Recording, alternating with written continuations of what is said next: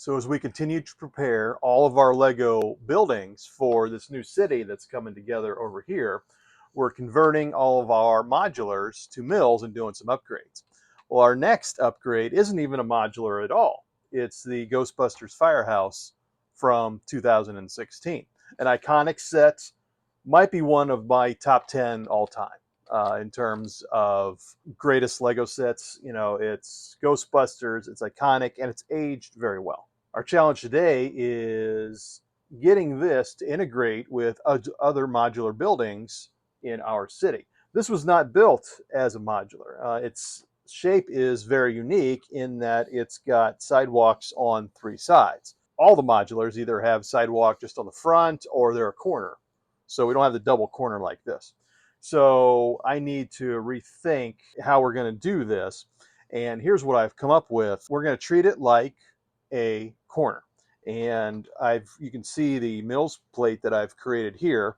I'm going to put the corner on the front left of the building with the idea that we want the streets to be on the front and on the left because this building opens to the side. That's the other reason why it's unique among modulars. It does not come apart in floors. It comes open by doing this.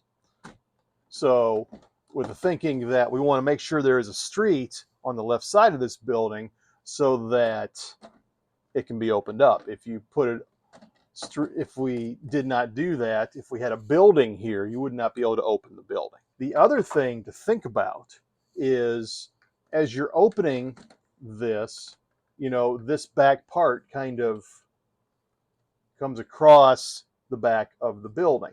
So we really can't put another building on the back here.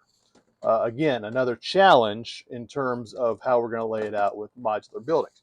So what we've done here is I have this MILS plate, which is as big as the original footprint of the building.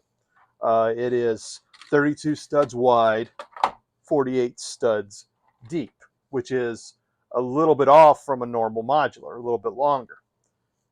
Because of that issue with how this back of this building opens up, I've created a separate little additional MILS plate like this that we're going to put on the back. It's going to be like a backyard for this set, which it really doesn't have one now.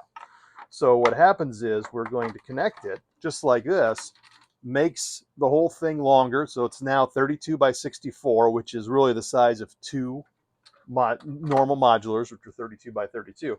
And what will happen is when this building opens up, this back part will open up over this backyard here. So we're not going to be putting another building back here. Again, I'm going to have to play with this to make it look kind of nice, but that's the plan for now. So let's dive into moving this off of the old base plate onto the new MILS plate. So this is always an adventure, taking the old base plate off these buildings. So we have to tip it over on its side very carefully.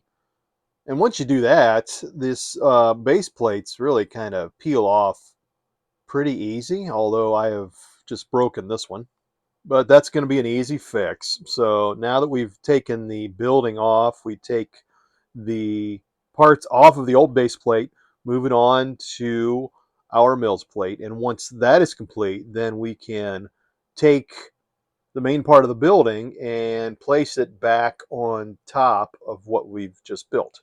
Now we've used these tan plates on top of the MILS, which doesn't look really good as the floor of this garage. So just like what we've been doing with other modular buildings we've upgraded, we're going to put a nice tile floor here. And using a lot of light bluish gray, I think this looks pretty good. So now for this backyard, we have to keep this area open because, again, this opens up into it. Put this little flower box here so that it'll stop at 90 degrees. That's all we need to be able to access what we want. Yeah, not much we can do with a spot. You can put a tile down there. I did put a couple here for tracking so things don't get loose. Just for a little visual interest, I did pirate one of these from the back of the Daily Bugle, which really wasn't getting much display there, but I can put that right here. That adds a little bit of visual interest to that area. See, and it still opens. So I could put another building in this area here, which we might still do, but I'm going to hold off a little bit just to have a better idea of how this is going to fit into my city. Just when I thought we had this all ready to go, I realized I completely forgot about the front of the building and other modulars. You can see here we built these driveways up to where there was a garage door.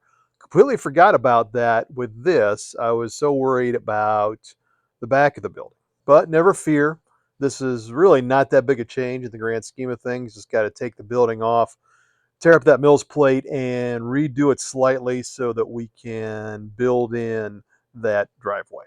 And here we go. Looks a lot better with that finished driveway. I'm glad I noticed this before we place it in the city. So now we move this over to our table. We're one building closer to being able to start organizing our city. More to come soon.